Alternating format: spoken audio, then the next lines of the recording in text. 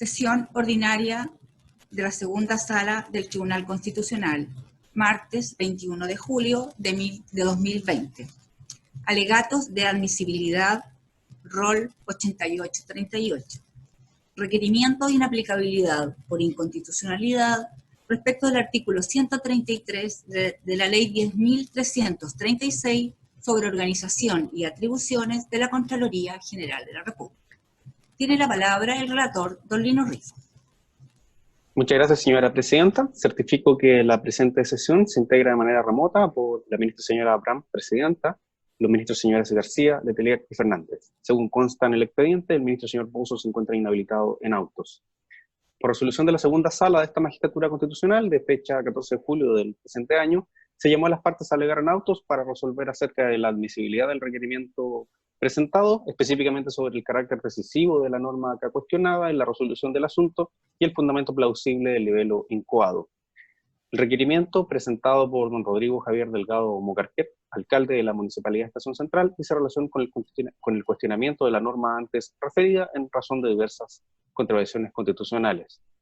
Señala que con fecha 14 de enero de 2020, tras instrucción de sumario administrativo, se resolvió formular en su contra un cargo único consistente en haber firmado las contrataciones vía trato directo, dispuestas mediante diversos decretos alcaldicios, actos administrativos que carecen de la debida fundamentación y la acreditación de las circunstancias exigidas para tales efectos por el artículo 10, numeral 7, letra F del decreto 250 del Ministerio de Hacienda, que aprueba el reglamento de la Ley 19.886 de bases sobre contratos administrativos de suministro y prestación de servicio, toda vez que, dado el carácter excepcional de esta modalidad de contratación, se requiere la constatación efectiva y documentada de los motivos que justifican su precedencia, debiendo haberse acreditado de manera suficiente la concurrencia de los elementos que configuran las hipótesis contempladas en la normativa cuya utilización se pretende, lo que de la documentación tenida a la vista no consta el cumplimiento. La conducta reprochada importa vulneración a obligaciones impuestas por los artículos 58, letras B y C, y artículo 61, letra A y B de la Ley 18.883, en relación con el artículo 41, inciso cuarto de la Ley 19.880, que establece las bases de procedimientos administrativos que rigen la administración del Estado en relación con falta de motivación del acto administrativo, al artículo 10, numeral 7, letra F del Decreto Supremo del Ministerio de Hacienda antes referido. La requiriente refiere haber presentado un recurso de protección seguidamente ante la Corte de Apelaciones de Santiago con fecha 12 de febrero del presente año contra el fiscal del sumario administrativo por las presuntas acciones y omisiones ilegales y arbitrarias cometidas al dictar la resolución de 14 de enero de 2020, mediante la cual se le formuló el cargo único antes referido en el sumario administrativo. Lo anterior con el objeto de que se deje sin efecto el acto ilegal y arbitrario en que ha incurrido al formulársele dicho cargo como consecuencia de la tramitación de un sumario administrativo. En relación al conflicto de constitucionalidad denunciado, señala que la norma en cuestión faculta a cualquier funcionario de la Contraloría General de la República que cuente con delegación especial por el Contralor para ordenar cuando lo estime necesario la instrucción de sumarios administrativos. De tal manera señala que a pretexto de instruir un sumario en la Municipalidad de Estación Central, el fiscal del sumario administrativo pretende juzgar el comportamiento del alcalde excediendo el margen de la autorización legal que dispone el artículo 51 de la Ley 18.695, Orgánico Constitucional de Municipalidades, infringiendo la garantía constitucional establecida en el artículo 19, numeral tercero, consistente en el derecho a no ser juzgado por comisiones especiales. Con ello estima que se han vulnerado los artículos 6 y 7 de la Constitución, en cuanto a las facultades para instruir sumario deben ser expresamente concedidas y no fruto de interpretaciones. La facultad del Contralor General de la República, que establece el artículo 51 de la Ley 18.695, antes referida, para ordenar los sumarios que persigan responsabilidad administrativa de alcaldes, no puede delegarse, toda vez que la norma legal no lo permite, ya que se remite únicamente a los artículos 133 bis y siguientes de la Ley 10.336 y no al artículo 133 de dicho cuerpo legal. La delegación de facultades constituye una extralimitación de competencias que genera una comisión especial, vulnerando así la autonomía de las municipalidades. Con ello estima que el requerimiento se encuentra suficientemente fundado y solicita, por lo tanto, que sea declarada su admisibilidad. Según consta Focas 30, hay un traslado por parte del Consejo de Defensa del Estado que aboga por la inadmisibilidad del libelo. En lo esencial, arguye lo siguiente. En primer lugar, que no resulta decisiva la norma, la resolución del asunto. Los jueces del fondo podrían aplicar una serie de otras normas legales que reconocen la facultad de delegación del Contralor General de la República respecto de las atribuciones que le son conferidas, las cuales enumera Focas 35. En segundo lugar, señala que la requerente busca una interpretación de preceptos, planteando un problema de interpretación legal sobre los alcances y límites de la institución de la delegación, escapando así al objeto propio del requerimiento de inaplicabilidad por inconstitucionalidad. Por último, señala que no está fundado razonablemente y que así contiene el requerimiento de fundamentos contradictorios. No se cuestiona así el artículo 131 de la igual normativa, que establece que en uso de sus facultades el Contralor General de la República podrá constituir delegados en los servicios públicos y demás entidades sujetas a fiscalización con el fin de practicar inspecciones y las investigaciones que estimen necesarias. Lo que hace más bien el requerimiento es cuestionar la facultad de instruir en su materia administrativo, incluso por el propio controlador, cuestionando derechamente ahora las facultades de fiscalización del ente contralor. Por tales motivos señala que debe ser declarado inadmisible el requerimiento. Es todo cuanto se puede relatar, señora presidenta. Gracias. Por la requerente, y hasta por 10 minutos, tiene la palabra don Mauricio Cisternas Morales. Muchas gracias, señora presidenta. Con su venia lego ante este excelentísimo tribunal en estos autos roll 8838-20, solicitando se declare admisible el recurso de inaplicabilidad planteado por don Rodrigo Delgado Mocarque. Debo hacer presentes dos cosas de contexto previamente y que dicen relación con el cargo formulado en el sumario, que se refiere simplemente a 9 decretos alcaldicios que ordenaron trato o contratación directa, en los cuales no es que no exista fundamentación, sino que lo que estima la Contraloría General de la República es que la fundamentación, a su juicio, es insuficiente.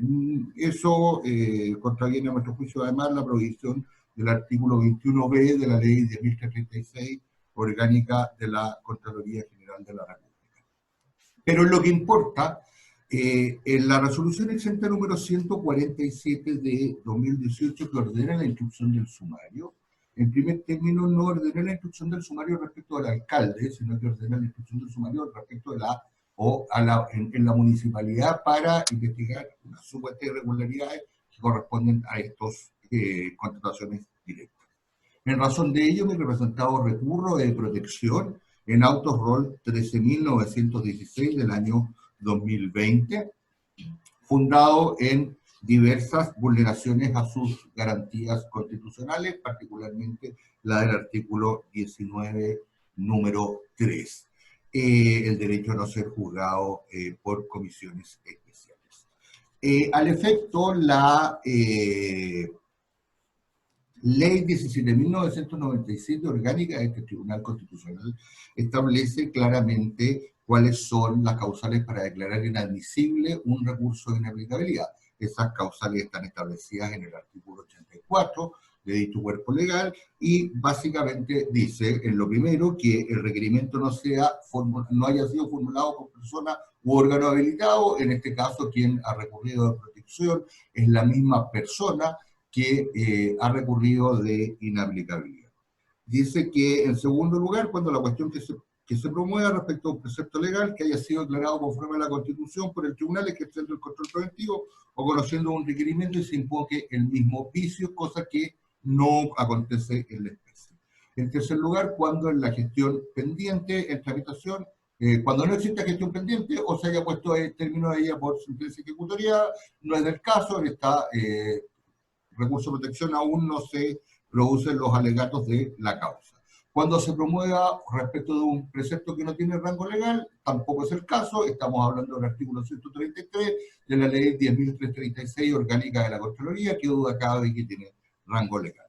Y finalmente, dos causales, artículos 5 y 6, que son las cuestionadas por el Consejo de Defensa del Estado en estos autos, que dicen, en relación con la del número 5, cuando los antecedentes de la gestión pendiente en que se promueva la cuestión aparezca que el precepto legal impugnado no ha de tener aplicación o ella no resultará decisiva para la resolución del asunto, y la del número 6, cuando carezca de fundamento plausible. Me referiré con un poco más de detalle a estas dos causales, que son las que ha cuestionado el Consejo de Defensa. Respecto de la aplicación decisiva del artículo 133 de la ley 10.336, debo señalar en primer término que ha sido la Contraloría General de la República la que en el recurso de protección, en su informe de fecha 3 de marzo de 2020, páginas 8 y 9 de su informe, es quien ha sostenido la aplicación en ese proceso de la disposición del artículo 133 de la ley 10.336. Esta norma lo que hace es establecer una facultad especial del Contralor de delegar en otros funcionarios de la Contraloría, en la especie se trata de la fiscal, la instrucción de sumarios administrativos cuando lo estimen necesario. ¿Por qué esta norma resulta ser decisiva? En primer término, porque contrariamente a lo que señala el Consejo de Defensa del Estado, no existe otra norma de delegación en la ley 10.336 que permita al Contralor delegar en funcionarios de su dependencia la atribución de instruir sumario. Y eso es bastante claro. ¿Por qué? Porque la norma general de delegación en nuestro ordenamiento jurídico está establecida en el artículo 41 de la ley 18.575, título segundo de la Ley de Bases Generales de la Administración del Estado. Sin embargo, por expresa disposición del artículo 21, inciso primero de ese mismo cuerpo legal, las normas sobre delegación establecidas en el artículo 41 no son aplicables a la Contraloría General de la República. En consecuencia, dado que no hay una norma general en materia de delegación respecto de la Contraloría General de la República, debemos acudir a las disposiciones de la ley orgánica de ese organismo. Y el Consejo de Defensa del Estado se ha referido al artículo 5, al artículo 29 letra E, al artículo 32, el 36, el 51 de la Ley Orgánica de Contraloría y el 131, y me voy a referir a cada uno de ellos brevemente. El artículo 5 de la Ley Orgánica de Contraloría, básicamente lo que dice en resumen, es que las atribuciones de la Contraloría las ejerce el Contralor. Eso señala en su artículo 5, inciso primero, dice que puede disponer por medio de resoluciones y que le corresponde dictar las resoluciones necesarias para determinar en detalle las atribuciones y deberes del personal y las condiciones de funcionamiento de los departamentos. La norma del artículo 5 de la Ley de Contraloría no establece ninguna norma sobre delegación.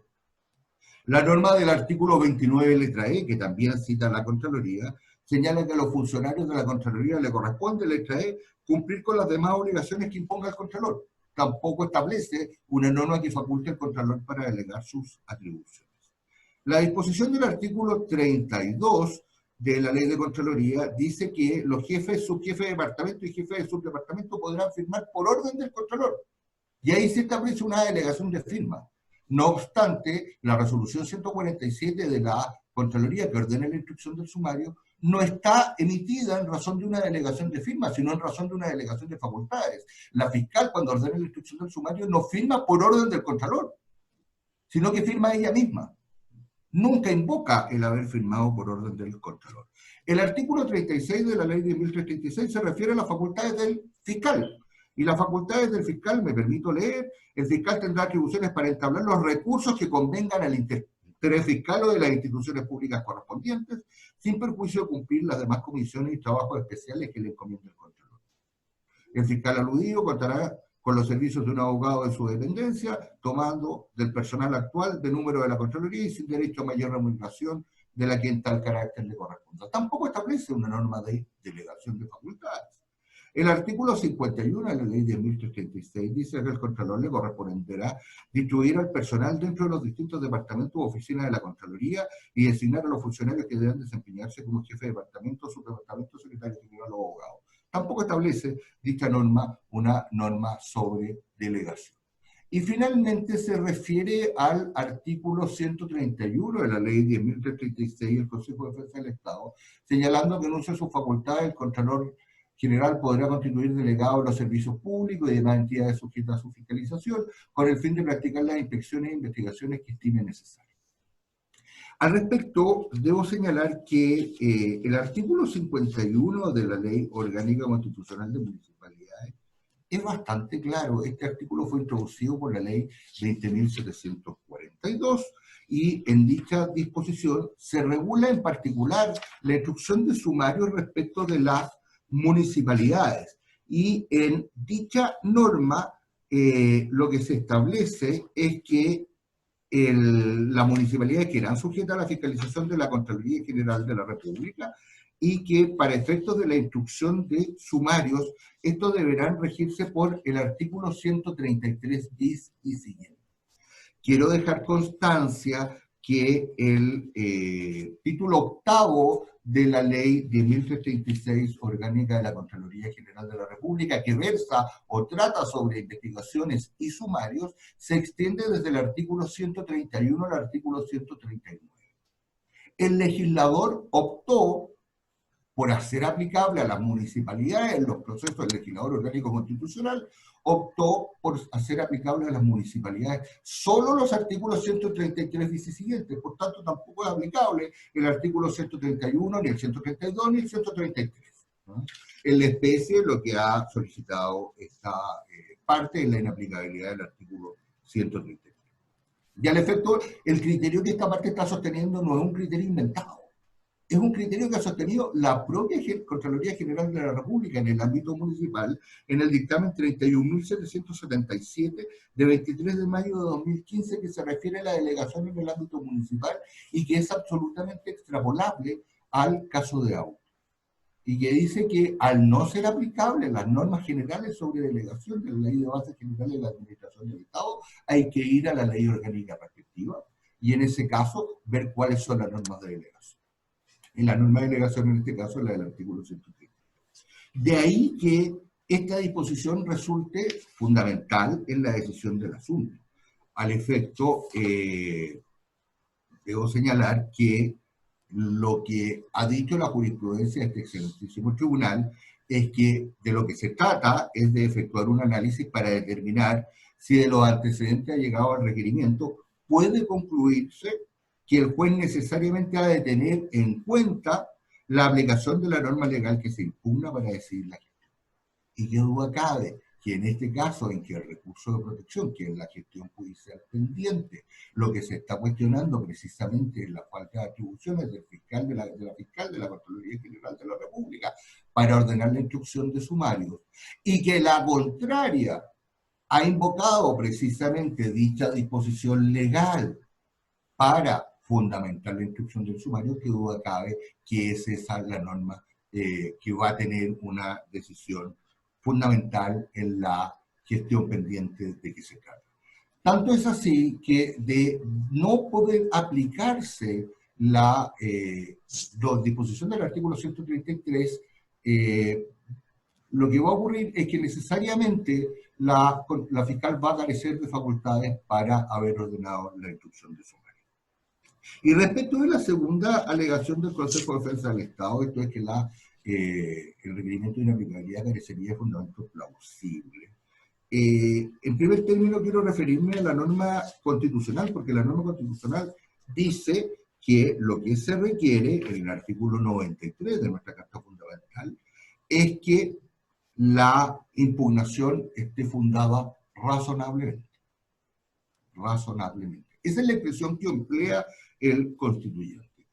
¿Y cuál es el fundamento de este requerimiento de inaplicabilidad? La vulneración de una garantía constitucional, artículo 19, número 3, inciso quinto, el derecho a no ser juzgado por comisiones especiales, y la infracción a los artículos 6 y 7 de nuestra Constitución.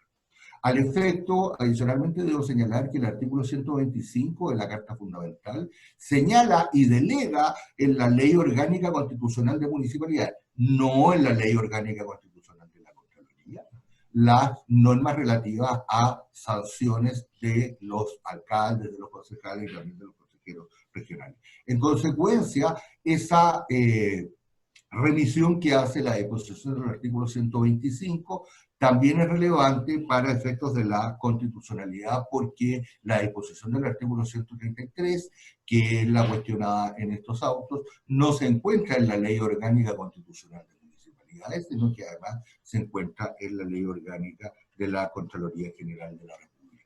En efecto, la aplicación de la disposición cuya inaplicabilidad se está solicitando, importa vulneración, como digo, a los artículos 6 y 7 de nuestra Carta Fundamental, toda vez que las competencias deben ser conferidas expresamente por el legislador Las atribuciones no se resumen, no se otorgan por analogía, ni mediante interpretación extensiva. Deben ser conferidas expresamente, tal como es la norma, tal como lo señala el texto constitucional, que dice que se refiere precisamente a esa palabra, expresamente. Tiempo, señor abogado. Perfecto. Esto, en razón de lo anterior, solicito se declare admisible el requerimiento de inaplicabilidad. Esto cuanto a número. Gracias. Por el Consejo de Defensa del Estado y hasta por 10 minutos. En realidad le voy a sumar 4 minutos adicionales, considerando que así sucedió con el abogado de la parte requerente. Tiene la palabra don Rubén Saavedra Fernández.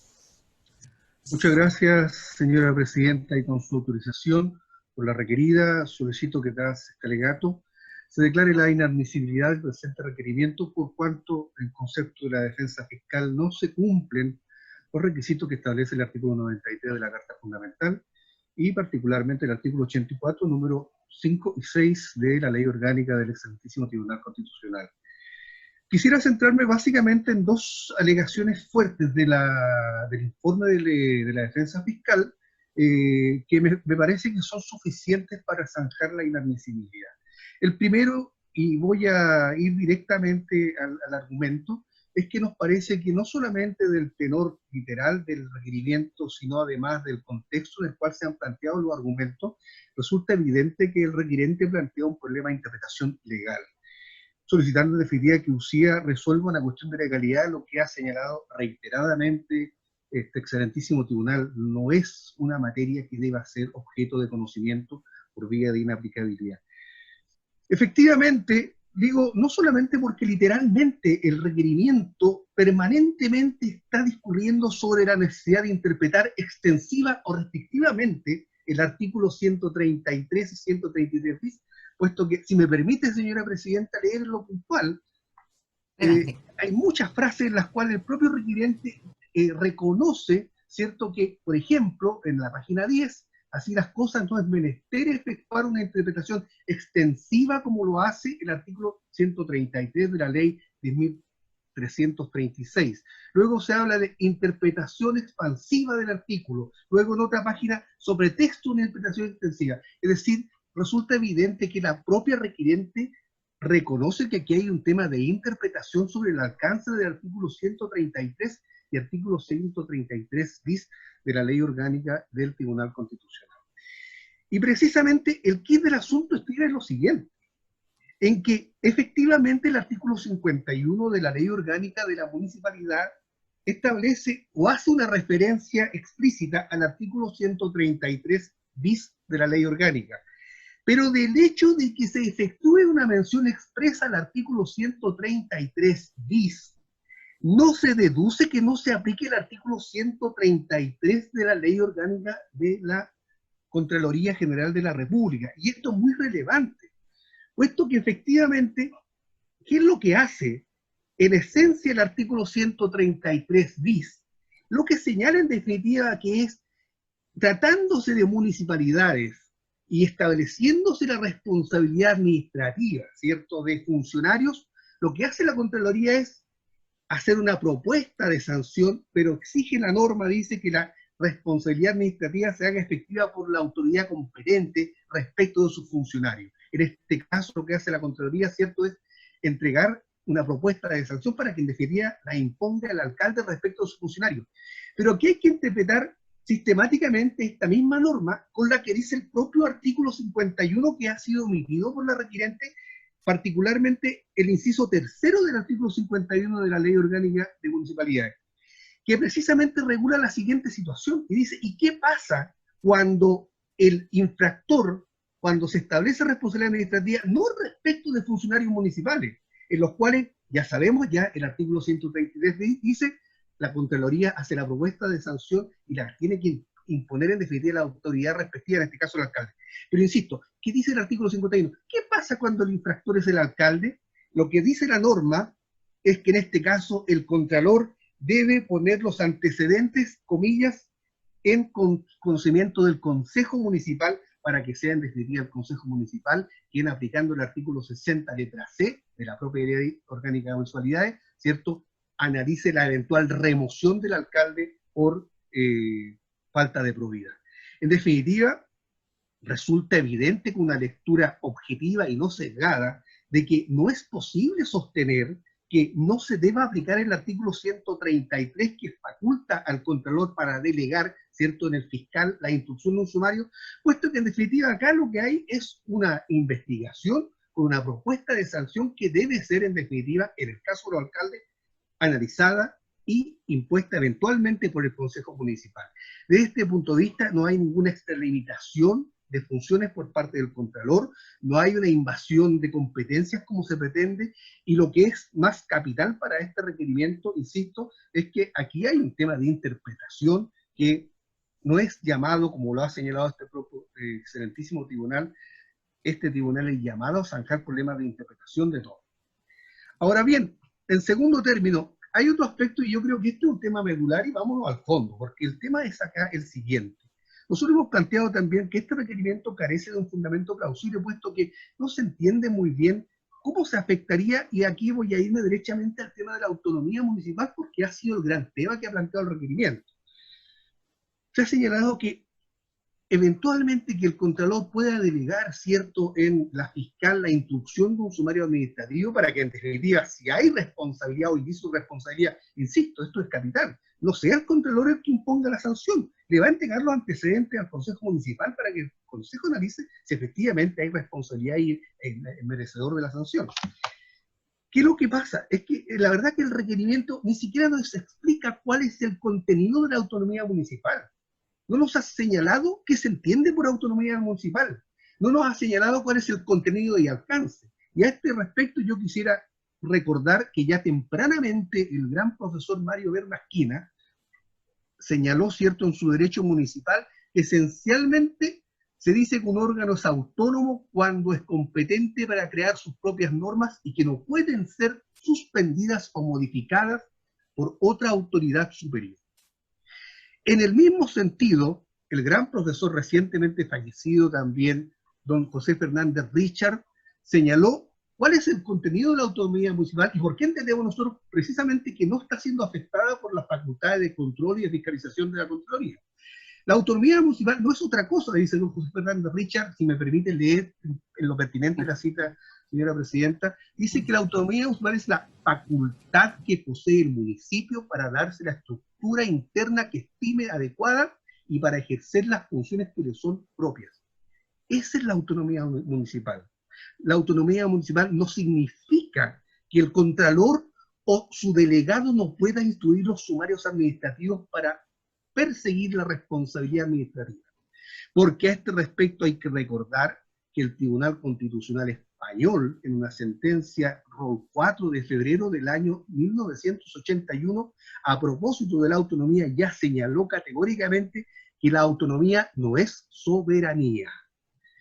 Y a este respecto, es evidente que no hay afectación de la autonomía porque nuestra doctrina, la doctrina nacional, ha señalado cuál es el alcance o contenido de la autonomía municipal y ha señalado que hay autonomía política, que tiene que ver con la generación de las autoridades, hay autonomía reglamentaria, es decir, tiene la facultad de la municipalidad para dictar sus propias normas de orden general que vayan a afectar a la comunidad, y en tercer lugar, hay autonomía financiera, que es la libertad que tiene cierto el ente municipal para elaborar su presupuesto y disponer de sus ingresos.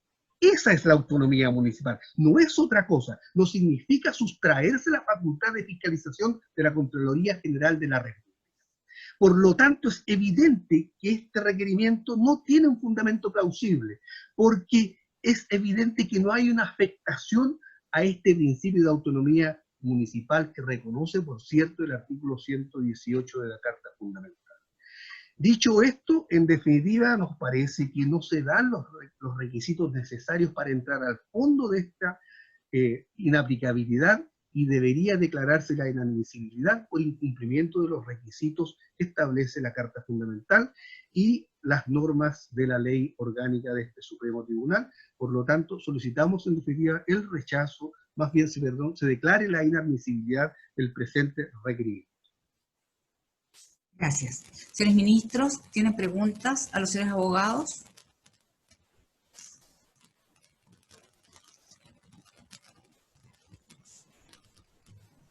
No habiendo preguntas, ha terminado los alegatos de admisibilidad.